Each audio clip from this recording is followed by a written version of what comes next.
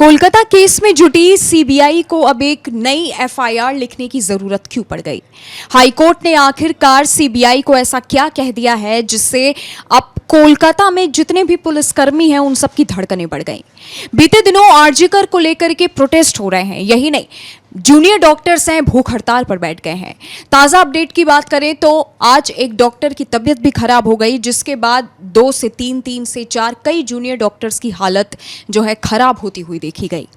कई दिनों से जूनियर डॉक्टर जो हैं बिना पानी पिए बिना कुछ खाए भूख हड़ताल पर हैं ताकि उस डॉक्टर बिटिया को इंसाफ मिले और साथ ही जो भी 10 मांगे हैं उन्हें वो सरकार से पूरा करवाना चाह रहे हैं। आज इसी केस पर बात करेंगे, साथ ही उन महिलाओं पर बात करेंगे जिन महिलाओं की चर्चा इस दुर्गा पूजा पर हो रही है। सोशल मीडिया से लेकर के तमाम तरह के प्लेटफॉर्म में उन महिलाओं की चर्चा हो रही है। वो महिलाएं कौन हैं, इस पर भी बात करेंगे। मेरे साथ अभिषेक मौजूद है। अभिषेक, सबसे पहले तो हाईकोर्ट ने ऐसा क्या सीबीआई को कह दिया है कि जिससे ये समझा जा रहा है कि केस 360 डिग्री तक पलट गया है? सीबीआई जो इस केस की जांच कर रही थी, न्यायमूर्ति राजर्षि भारद्वाज जो हैं कोलकाता हाई कोर्ट के, उन्होंने एक नया आदेश दिया है सीबीआई को। वो सीबीआई को आदेश ये दे रहे हैं कि जो 2 महिलाएं उनके पास याचिका लेकर पहुंची थी, उनकी याचिका में कुछ ऐसा था कि वहाँ जो जज साहब बैठे थे उन्होंने कहा कि इसकी जांच जो है सीबीआई को करनी होगी। अब सीबीआई अगर कोई जांच करेगी तो इसका सीधा सा मतलब है कि वो मामला काफ़ी बड़ा है। आपको याद होगा जो आरजीकर का केस था, जो डॉक्टर बिटिया वाला केस था, वो भी ये कोलकाता हाई कोर्ट ने ही सीबीआई को ट्रांसफर किया था। तो आप समझिए, और ये भी आरजीकर केस से ही जुड़ा है। आरजीकर केस में जब इंसाफ को लेकर ये महिलाएं प्रदर्शन कर रही थी, 2 महिलाएं, तो उन्हें बुरी तरह से टॉर्चर किया गया। इसकी याचिका लेकर जब वो हाई कोर्ट में पहुंचती हैं तो वहां जो दलीलें दी जाती हैं, वहां जो बातचीत होती है, वहां जो सुनवाई के दौरान होता है, उसे सुनकर मुझे लगता है कि दर्शक भी कहेंगे कि आखिर ये बंगाल में हो क्या रहा है। जिन महिलाओं की अभिषेक लगातार बात की जा रही है और जिस तरह से आपने अभी बताया, वो 2 महिलाएं कौन हैं जिनकी याचिका पर भी अब सब हैरान हैं और कई सवाल खड़े हो रहे हैं? महिलाओं का नाम तो देखिए मैं नहीं बताऊंगा, लेकिन मैं ये बताऊंगा कि कहानी क्या है। मतलब उनके साथ हुआ क्या जो वो उनको हाईकोर्ट जाना पड़ा, उसके बाद हाईकोर्ट को सीबीआई जांच का आदेश देना पड़ा।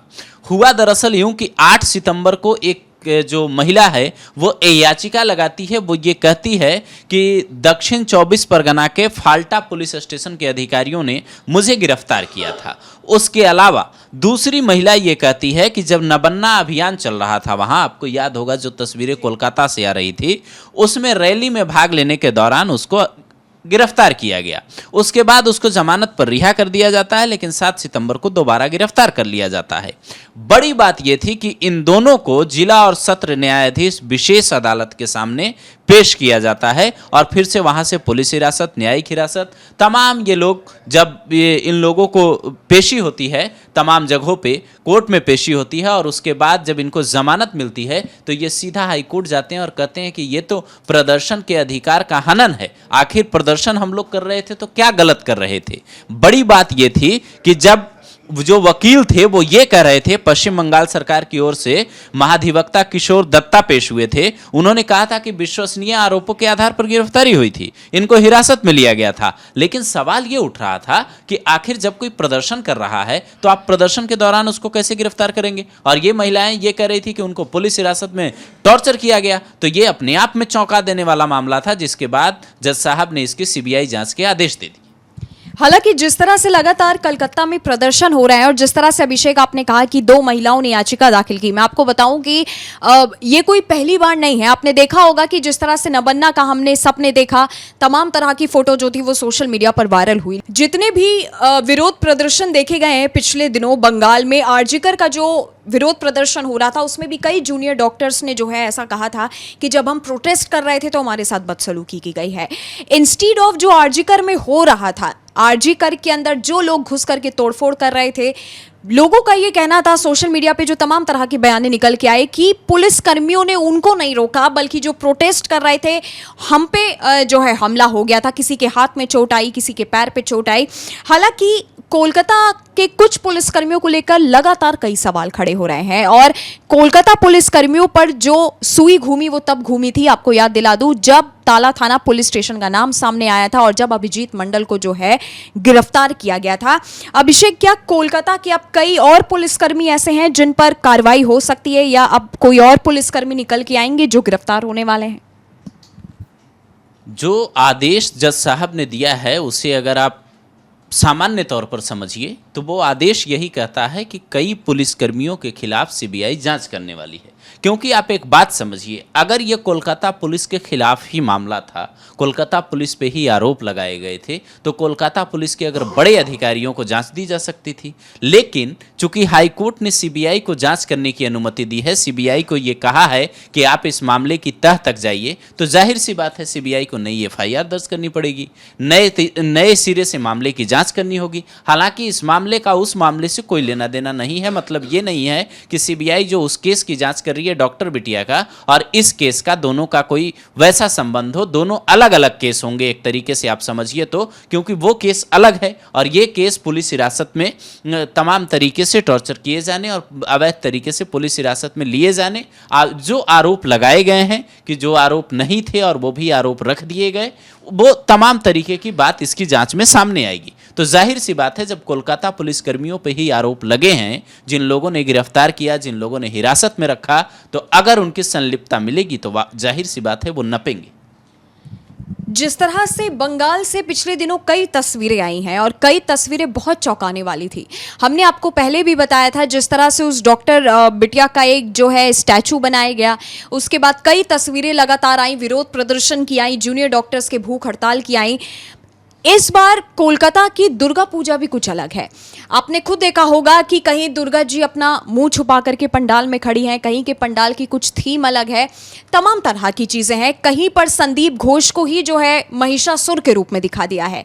तमाम तरह के लोग अपना अपना जो है एक योगदान दे रहे हैं ताकि उस डॉक्टर बिटिया को जो है इंसाफ मिल जाए। अभिषेक, इस समय सोशल मीडिया पर एक तस्वीर वायरल हुई है, पंडाल के अंदर से बाहर के लोग भी पकड़े जा रहे हैं।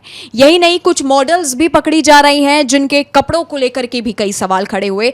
तमाम तरह की बातें हैं। इन सब से क्या अभिषेक न्याय मिलेगा? क्योंकि अगर मैं दर्शकों की तरफ से कोई एक सवाल पूछूं तो सवाल यही होगा कि क्या जितना कुछ चीजें इस समय पश्चिम बंगाल में हो रहा है, क्या इन सब से उस डॉक्टर को न्याय मिल सकता है कि नहीं? नहीं, न्याय सोशल मीडिया से अगर मिलने लगे तो देश की अदालतों का क्या काम है, आप खुद सोचिए। पुलिस का क्या काम है, सीबीआई का क्या काम है? जो सोशल मीडिया पे तस्वीरें आ रही हैं, गुस्सा लोगों का जायज हो सकता है, ये बात बिल्कुल सही है। लेकिन जो संदीप घोष को महिषासुर की तरह दिखाया गया और जो बात उसके बाद जब इस पे बवाल हुआ तो उस तस्वीर को बनाने वाले आर्टिस्ट ने ये कहा कि मेरा मकसद ये नहीं था, मेरा मकसद था आर्ट दिखाना, लेकिन उसमें संदीप घोष का चेहरा अगर मैच कर रहा है तो ये सिर्फ कोइंसिडेंस है। चलिए, ये तस्वीर की बात यहाँ ख़त्म हो गई जब आर्टिस्ट ने ये डिनाई कर दिया। लेकिन दूसरी बात ये हुई कि बाहर से, जो आपने कहा बाहर से लोग पकड़े गए, पंडालों के बाहर कुछ लोग प्रोटेस्ट कर रहे थे। अब वहाँ की पुलिस ने इनको हिरासत में ले लिया तो हंगामा खड़ा हो गया। वो ये कह रहे हैं, वहाँ की पुलिस ये कह रही है कि अगर कानून व्यवस्था की स्थिति उत्पन्न होती है, बंगाल में जिस तरीके से नवरात्रि की धूम होती है, जिस तरीके से नवरात्रि का त्यौहार मनता है, अगर बाहर इस तरीके से प्रोटेस्ट होंगे हर जगह पे तो फिर कानून व्यवस्था संभालना मुश्किल हो जाएगा। ये पुलिस के नजरिए से आप देखिए तो उनका तर्क है, लेकिन प्रदर्शनकारियों का तर्क ये है कि हम सरकार को हर जगह घेरेंगे ताकि उस लड़की को, उस डॉक्टर बिटिया को न्याय मिले। लेकिन एक बात ये भी है कि जो वो तस्वीरें, आप ये तस्वीरें दर्शकों को जरूर देखनी चाहिए। जो आपने मॉडल का जिक्र किया, वो मॉडल, उनकी तस्वीरें जब सोशल मीडिया पे आई तो कई लोगों ने ये कमेंट करना बाकायदा शुरू कर दिया कि ये क्या दिखाने की कोशिश है। आखिर पंडालों में इस तरीके से जाने वाले लोग कौन हैं? कपड़ों पे सवाल नहीं उठाए जाने चाहिए किसी के, लेकिन एक देश की संस्कृति है, पूजा की संस्कृति है, पूजा पाठ करने की एक सभ्यता है और उन पंडालों में, उन मंदिरों में इस तरीके की सभ्यता का पालन होता है। कुछ मंदिरों में आप देखिएगा, आपको एक बाकायदा ड्रेस कोड होता है। लेकिन जब इन तस्वीरों को लोगों ने देखा तो लोग भड़क गए और ये पूछने लगे कि आखिर ये लोग कौन हैं, ये कोई मॉडल हैं, ऐसा सोशल मीडिया पे दावा किया जा रहा है।